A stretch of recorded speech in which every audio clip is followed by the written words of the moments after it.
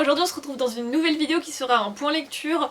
J'ai décidé ce mois-ci de pas faire un bilan du mois mais de faire un point lecture parce que comme de toute façon à la fin du mois il y aura le reading rush et que je vais faire des vlogs et que je vais sûrement pas faire de bilan lecture pour le reading rush ou peut-être pas mais ça sera une vidéo séparée dans tous les cas. C'était plus pratique de faire un point lecture et puis j'ai 4 livres dont je voudrais vous parler et j'ai quelques trucs à dire dessus donc je pense que ça va suffire. Donc par contre du coup c'est quasiment que des services presse en fait vu que j'ai mis tous les services presse au début du mois. De toute façon ça change pas mon avis, vous allez voir qu'il y a une énorme déception. Bref, c'est parti. Le premier donc c'est The Sun is also a Star de Nicolas Yoon qui est un livre qui se passe en une journée et qui raconte l'histoire de 2 personnages, enfin l'histoire c'est plutôt un moment de leur vie de 2 personnages. Donc il y a d'abord Daniel qui est issu de l'immigration coréenne, ses parents sont coréens et sont venus habiter en Amérique. Et ils ont des grosses attentes de la part de leur fils, c'est-à-dire qu'ils voudraient qu'il aille à Harvard ou qu'il fasse une grande école, etc. et qu'il devienne médecin. Et le deuxième personnage principal c'est donc Natasha qui a 17 ans et qui fait partie d'une famille qui a immigré de Jamaïque.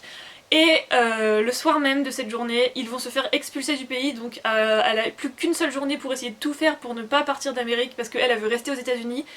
Sinon elle sera expulsée en Jamaïque. Donc déjà vous pouvez voir que le résumé est un peu lourd, ça va pas être un livre très léger même si c'est pas du tout un livre triste. Il traite de sujets très lourds mais il arrive à rester pas trop dur à lire. Parce qu'en fait l'histoire ça va être plutôt l'histoire de la rencontre entre ces 2 personnages principaux et comment elle va impacter sur leur vie. Et c'est grâce à cette rencontre que le livre devient vraiment très intéressant. Il y a des dialogues dans ce livre qui sont vraiment très intéressants parce que les 2 personnages principaux sont vraiment très opposés. Ils ont des caractères très opposés, ils ont des points de vue sur les choses très opposés et ça rend du coup des dialogues hyper intéressants qui sont presque... ça en fait presque en fait un livre argumentatif qui défend à la fois les 2 points de vue. C'est des points de vue qui peuvent être parfois extrêmes mais qui restent pas vraiment clichés et du coup ça mène vraiment à des discussions hyper intelligentes et intéressantes. Et oui ça fait vraiment presque une œuvre argumentative mais où aucun des 2 points de vue n'est vraiment le bon ou ne l'emporte par-dessus l'autre parce qu'on peut avoir au final les 2 points de vue et il n'y en a pas un qui est la vérité plus que l'autre. Ce que j'ai aussi beaucoup aimé c'est les sortes de pauses qu'il y a dans la narration. En fait les chapitres alternent entre les 2 points de vue et de temps en temps il y a un point de vue externe aux 2 personnages qui d'un autre personnage qu'ils ont croisé pendant leur journée. Par exemple ça peut être une employée à la réception d'un endroit où ils vont, ça peut être une secrétaire, ça peut être quelqu'un qu'ils ont croisé dans la rue. C'est vraiment des sortes de petites pauses dans le récit qui nous amènent un autre point de vue supplémentaire, un point de vue qui nous fait un peu repenser les choses, repenser la situation qui vient juste d'arriver. Et c'était hyper intéressant, ça montre aussi l'effet papillon en fait parce que les actions des personnages principaux peuvent impacter des personnages secondaires, même des figurants, et le fait qu'on ait leur point de vue dans des chapitres séparés, ça nous donne du coup de l'importance à cet effet papillon et à ces personnages qui sont normalement de simples figurants et qui là deviennent des personnages principaux, l'histoire d'un chapitre. Et en plus de ces chapitres là, on a aussi des chapitres informatifs. Il y en a pas beaucoup hein, de ces chapitres là, mais ils sont un peu dispersés dans le récit et ils arrivent pile poil quand il faut. Et il y a des chapitres informatifs donc qui vont juste nous donner des informations genre très instructive et hyper intéressante. Ça peut être sur tous les sujets mais c'est vraiment trop intéressant et c'est aussi un des trucs que j'ai préféré dans ce livre. Et donc oui, ça montre un peu que tout a de l'importance ces chapitres là, que tout étant un peu connecté on va dire, que les histoires ne sont pas autonomes et qu'elles sont en relation avec plein d'autres histoires et c'était vraiment hyper intéressant. Et en plus de ça le livre on dirait qu'il essaye de montrer un truc par rapport au destin, on dirait qu'il essaye de montrer qu'il y a une destinée, que les choses arrivent pour une raison et que les choses qui arrivent devaient arriver parce qu'il y a un destin, mais en même temps il montre aussi l'exact opposé et il montre aussi que c'est normal de croire l'exact opposé parce qu'il y a aussi des preuves de l'exact opposé. Donc en fait c'est hyper intéressant parce que ce livre te montre plein de trucs, que tu peux croire à plein de trucs et que c'est pas parce que tu crois à un truc que l'opposé de ce à quoi tu crois est impossible. Je sais pas si ça a du sens mais en tout cas le livre le fait à la perfection. Si vous voulez comprendre hein, vous avez qu'à lire le livre, hein, il est très bien, il est très court et ça se lit très vite. Oui c'est que ça c'est aussi hyper cool, c'est que il est court. Il est pas si court que ça mais les chapitres sont assez courts et il se lit vraiment très vite. Ce que j'ai aussi absolument adoré c'est la peinture de la ville de New York, c'est-à-dire que ça se passe à New York et les personnages évoluent dans la ville de New York, ils vont à plusieurs endroits, dans plusieurs quartiers, de tous les niveaux de vie et c'est juste trop cool. À un moment ils vont dans un musée et genre c'est super bien décrit, j'ai adoré parce que on sent vraiment l'atmosphère, enfin moi je sais pas comment c'est New York évidemment, mais elle arrive un peu à retransmettre une atmosphère qu'il peut y avoir à la ville de New York et elle prend le temps de faire des petites descriptions qui sont pas immenses mais qui sont là juste au bon moment quand il faut pour nous faire ressentir la beauté de ce qui nous entoure et nous faire nous rendre un peu l'essence de la ville de New York. Et du coup ça fait qu'on découvre aussi certains quartiers et certains lieux et j'ai vraiment adoré, j'adore quand c'est ça. Et vraiment ce qui fait la force du récit, outre les dialogues superbes, outre les dialogues très intéressants, bah du coup c'est les personnages parce que c'est eux qui déclenchent ces dialogues intéressants et ils sont hyper bien construits, ils ont tous les deux des idées très fortes, ils ont des points de vue dans leur tête dont ils sont sûrs et ils sont absolument passionnés par rapport à leur point de vue, ils défendent leurs idées avec passion. Il y a d'un côté un aspect hyper scientifique et d'un autre côté un aspect plus poétique, romantique. C'était trop intéressant comme ils sont opposés et du coup dans cette opposition les personnages en fait ils se complètent un peu et au final ça donne au livre une harmonie et une sorte d'équilibre genre que tu peux pas nier et ça fait vraiment très, ouais c'est ça, c'est très harmonieux et ça donne un ensemble vraiment très beau. Et puis le fait que ça se passe en une journée, c'est moi j'adore quand ça se passe sur un espace, sur un temps très court et du coup là ça montre vraiment comment un petit moment, une petite rencontre peut chambouler toute ta vie et peut avoir un impact vraiment très grand. Mais en même temps du coup le seul truc que j'ai à leur reprocher et la seule raison pourquoi c'était pas vraiment un coup de cœur et que il y avait certains moments où j'ai un peu...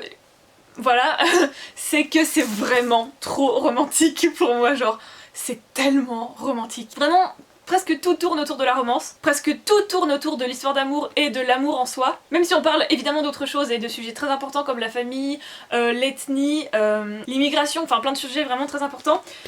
C'est très bien traité d'ailleurs et c'est même autobiographique. C'était vraiment très centré sur l'amour. Et le livre est vraiment essentiellement romantique. Et du coup, un peu trop pour moi. Mais bon, enfin il a été fait pour les gens un peu plus romantiques que moi, je pense. Et puis la fin, je sais pas trop ce que j'en pense, mais je suis pas fan du tout de la fin. Au final oui, c'était vraiment une lecture très importante, touchante, romantique, un peu trop pour moi, mais ça peut plaire, enfin c'est sûr même que ça plaît. Et c'était aussi très intelligent et très bien fait, donc voilà. Ensuite, j'ai lu un petit roman graphique que j'ai tellement adoré.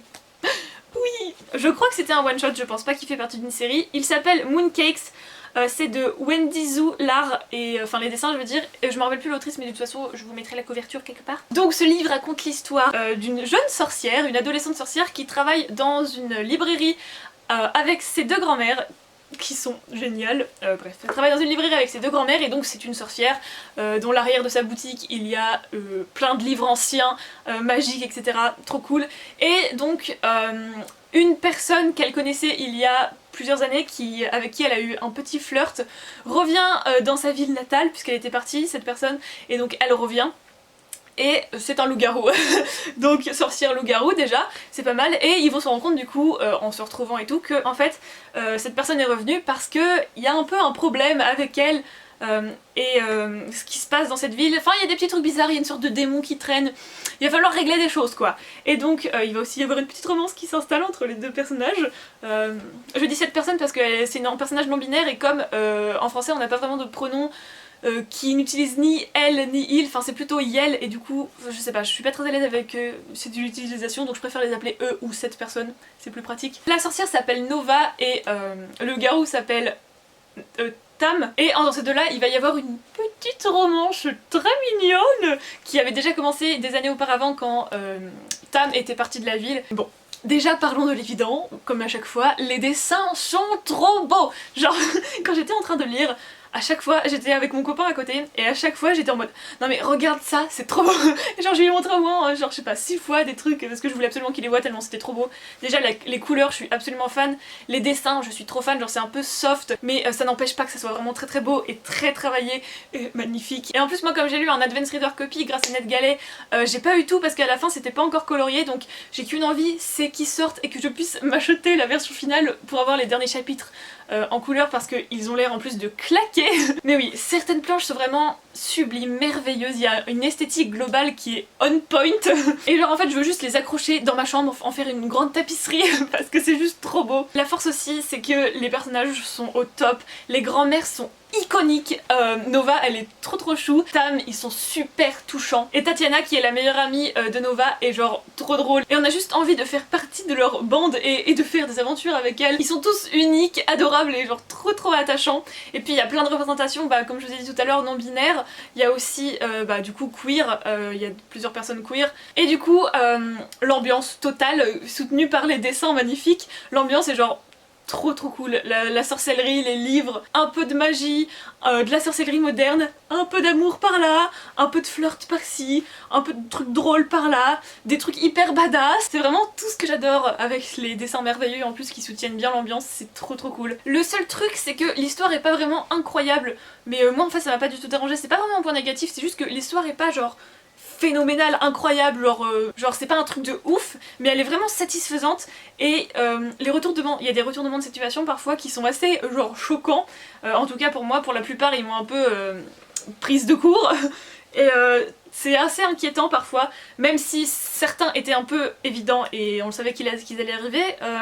C'était quand même bien fait quoi. L'histoire est pas ouf mais elle est vraiment suffisante et satisfaisante. Du coup le rythme est un peu rapide mais je sais pas si c'est parce que j'ai tellement aimé que je voulais que ça dure très longtemps ou si c'est parce que c'était vraiment rapide. Et du coup voilà, il sortira le 15 octobre et une partie est déjà disponible gratuitement sur internet.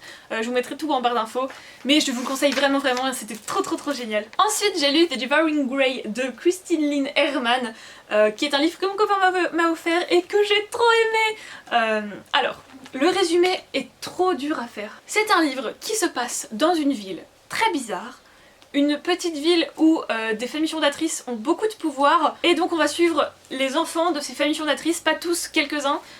Violette qui revient en ville après avoir passé toute son enfance hors de la ville, du coup elle sait pas ce qui s'y passe, elle sait pas les trucs bizarres qui s'y passent. Ensuite on a Justin, May et Isaac qui font un peu partie de la même famille mais pas trop, Justin et May sont frères et sœurs, et Isaac c'est leur meilleur ami. Et enfin Harper qui fait partie d'une autre famille fondatrice qui est un peu opposée à celle dont je viens de vous parler, et qui a perdu son bras pendant un accident et on sait qu'il y a des trucs un peu sketchy avec Justin justement. Justin et Harper ils étaient très amis, ils se sont quittés un peu en mauvais termes et donc c'est compliqué, je sais, mais il y a dans cette ville une forêt bizarre et il y a une sorte de monstre et il y a des gens qui sont tués. Je vais pas vous en dire plus parce que le but c'est de rien comprendre quand tu commences et de comprendre au fur et à mesure et de te rendre compte que c'est hyper louche, hyper mystérieux, hyper intriguant et que ça craint, ça craint de ouf. Il va y avoir beaucoup de magie, il va y avoir des histoires de pouvoir de familles fondatrices, il va y avoir des luttes pour tuer cette sorte de bêtes ou plutôt s'en débarrasser. Il va y avoir des problèmes avec Violette qui va avoir des sortes de blackout et il va se passer des trucs bizarres et elle comprend rien ce qui lui arrive. Mais je peux pas vous en dire plus parce que vous devez juste me faire confiance que c'est trop bien. Du coup je vous avais dit dans le book haul qu'il y avait beaucoup de gens qui l'avaient pas aimé, notamment en reprochant qu'il y avait pas de trucs... Enfin que c'était un peu vide. Mais j'ai trouvé que c'était totalement l'opposé. Il y en a qui pensaient aussi que les personnages étaient plats, j'ai trouvé que c'était totalement l'opposé. J'ai vraiment beaucoup aimé ce livre. Le premier truc qui est vraiment à noter, c'est l'ambiance qui est trop bien faite, trop bien instaurée. Les descriptions sont juste parfaites, elles sont là où il faut. L'ambiance est créée avec une esthétique aussi, avec de la forêt partout, et le livre est vraiment très atmosphérique. Tous les éléments de l'histoire participent à renforcer cette ambiance. Le fait que Violette par exemple elle habite dans un grand manoir, il y a beaucoup de magie, et puis c'est un livre où l'ancien se confronte avec le moderne, dans un sens où les personnages doivent tous faire face à une sorte d'héritage qui leur est un peu imposé, et cet héritage ancien se confrontent avec leurs préoccupations plus modernes, et du coup cette confrontation entre l'ancien et le moderne ça participe aussi à cette ambiance un peu bizarre et étrange. Oui c'est ça, il y a une magie qui est assez ancienne et du coup qui doit être utilisée dans un contexte contemporain, puisque le livre est un contemporain, c'est plutôt fantastique. C'est un contexte contemporain et moderne, mais dans une ville qui est très rattachée à son passé et qui a un héritage très fort et très lourd, et du coup il y a un conflit qui commence aussi à se créer à partir de ça. L'écriture n'est pas incroyable mais en même temps elle a pas besoin de l'être, elle est super fluide et parfois il y a des phrases qui se détachent et des belles citations qui ressortent et ça rend du coup la plume hyper accrochante et qui fait qu'on peut lire hyper vite mais être quand même, comment dire, touché par des phrases du coup qui ressortent un peu du lot. Et du coup comme je vous l'ai dit tout à l'heure, une des critiques faites à ce livre c'était pour ses personnages, mais j'ai trouvé que moi ces personnages ils étaient hyper bien faits, ils avaient tous une personnalité très différente, une volonté très différente et des envies très différentes, comment dire, des buts différents, et ils voulaient tous des choses différentes, des motivations différentes. Enfin, j'ai trouvé qu'ils étaient vraiment très bien faits, qu'ils avaient une voix propre à chacun, ils combattent des choses aussi différentes, et ces combats se rejoignent parfois, et ce qui crée aussi des relations, et ce qui crée aussi des conflits. Mais j'ai trouvé que même les relations se faisaient hyper naturellement, que c'était vraiment très bien fait, les interactions sont super. moi j'ai vraiment beaucoup aimé. Je suis vraiment pas fan normalement du plot genre seul toi comprends ma douleur et du coup on s'entend bien parce que tu comprends machin, mais c'était trop bien fait dans ce livre, c'était pas forcé. Et d'ailleurs tout ce qui est séquelles liées à un passé, par exemple le deuil, c'est vraiment très bien traité, genre c'est vraiment très beau et très bien traité, pas romancé, pas romantisé, mais très bien fait. Et je pense que les traumatismes sont vraiment bien gérés. Par contre, oui, le seul truc c'est que le livre risquait vraiment parfois de basculer vers le manichéen, de pas vraiment voir tout en noir et blanc en fait, il y avait pas vraiment de gris. Ça risquait vraiment de flirter avec ça c'est bien, ça c'est mal et il y a rien d'autre quoi. Peut-être que ça sera nuancé dans le tome 2 parce que là ça ne l'était pas vraiment, mais on sait pas, c'est assez dur de juger un livre dans une duologie seule. Et donc voilà, c'est tout ce que j'ai à dire pour ce livre, mais moi je l'ai vraiment adoré, c'est vraiment tout ce que j'aime, cette ambiance là, la forêt, la magie moderne et tout, j'adore, et du coup ben je vous le conseille évidemment. Et enfin un livre que je ne vais un peu moins vous conseiller, il s'agit de Superman de Matt de la Peña que j'ai même pas fini. Je me sens vraiment un peu mal de pas l'avoir fini parce que c'est un service presse, mais j'ai feuilleté la fin, genre je l'ai lu vraiment en énorme diagonale jusqu'à la fin et je sais que j'ai bien fait d'arrêter parce que j'aurais rien eu à dire de moins ni de plus, c'était exactement ce à quoi je m'attendais la fin, donc voilà. De toute façon si vous me suivez sur Goodreads, vous avez vu ma review, vous avez vu pourquoi je ne l'aime pas du tout, mais je vais vous répéter un peu ce que j'ai marqué sur Goodreads. Donc pourquoi j'ai abandonné ce livre et pourquoi je l'ai pas aimé. Déjà, l'intrigue ne m'a vraiment pas emportée, je pensais que j'allais carrément adorer, au final ça n'avançait pas, je me suis ennuyée à mourir, c'était long, il y avait rien qui avançait, j'étais pas du tout intéressée à savoir la résolution de l'intrigue, genre je m'en fichais complètement. D'ailleurs j'étais presque sûre comment ça allait arriver parce que si vous connaissez un minimum Superman, même sans jamais avoir vu les films, juste par bouche à oreille, vous savez comment ça va finir et genre c'est tellement évident et je comprends même pas que l'auteur ait utilisé des noms si connus alors que on sait tous qui est le méchant et qui est le gentil. Genre les thématiques, il y a des thématiques qui sont abordées genre sur le racisme et l'immigration, j'ai l'impression qu'elles étaient vraiment très forcées et genre elles étaient hyper mal amenées. Et d'une certaine manière en fait tout dans ce livre semble forcé. Le personnage de Clark, donc de Superman, je l'avais dit dans le book haul que j'espérais qu'ils en feraient un truc parce qu'il correspondait plus aux normes des super-héros du passé, genre parfait. Non, il est totalement parfait, il a aucun défaut, il est juste parfait. D'ailleurs c'est dit dans le livre, genre à un moment il dit je suis plus beau que tout le monde, je suis plus fort que tout le monde, je suis plus intelligent que tout le monde. Et bah du coup c'est... On en a marre des héros comme ça, il n'y a rien qui a été fait pour changer ça et c'était pas intéressant. Et le fait qu'il découvre ses pouvoirs et qu'il découvre ses origines et tout, on les connaît déjà ses origines, tout le monde connaît ses origines, il y avait rien à découvrir pour nous du coup. Et c'était même pas intéressant de voir comment lui il allait les découvrir parce que c'était évident comment il allait réagir. Le seul personnage que j'ai aimé c'est sa meilleure amie, donc qui s'appelle Lana et qui veut devenir journaliste. Elle est vraiment hyper cool, hyper intéressante, trop mignonne et j'avais juste envie que le livre soit sur elle et pas sur Superman. Et il y a un autre personnage qui s'appelle Gloria et qui sert apparemment que d'intérêt amoureux, sauf que la romance vraiment elle vient de nulle part, elle est hyper mal développée, elle tombe juste pour être là, genre juste pour dire voilà il y a une romance, c'est celle-là, c'est avec cette fille là, voilà, regardez ça va être une romance, mais genre c'est pas bien fait je trouve. Et l'intrigue est pas vraiment crédible et certaines situations sont pas du tout crédibles, les dialogues ils sont bizarres et je m'ennuyais surtout terriblement. Ça n'avançait pas, ça tournait même en rond, il répétait des trucs. J'ai l'impression de relire encore et encore les mêmes choses, les mêmes dialogues. Parfois quand Clark il se posait des nouvelles questions, en fait nous on connaissait déjà la réponse donc... Et surtout que c'était des questions genre complètement dont lui-même pouvait avoir la réponse s'il avait un peu de jugeote. Et du coup oui, je me sens un peu mal de dire tout ça mais vraiment je l'ai pas du tout aimé et... Je le conseillerais même pas, ça m'arrive tellement rarement, je crois que ça m'est jamais arrivé de ma vie de ne pas conseiller un livre, mais je ne le conseille pas, c'est dingue. Du coup pour me rattraper je vais vous conseiller les autres, parce que par exemple Wonder Woman je l'avais lu, je sais pas si vous vous en rappelez, j'avais même fait une vidéo entière sur Wonder Woman parce que je l'avais vraiment adoré, et je sais que Catwoman et...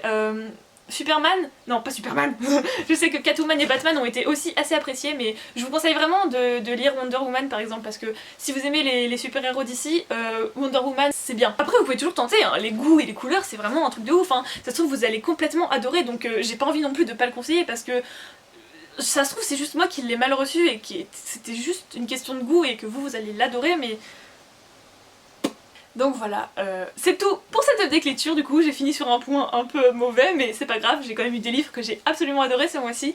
Donc j'espère que la vidéo vous aura plu. Si jamais vous avez lu un de ces livres, n'hésitez pas à me dire votre avis, si c'est le même que moi ou s'il est totalement différent. Et je vous dis à très bientôt pour une nouvelle vidéo. Bye!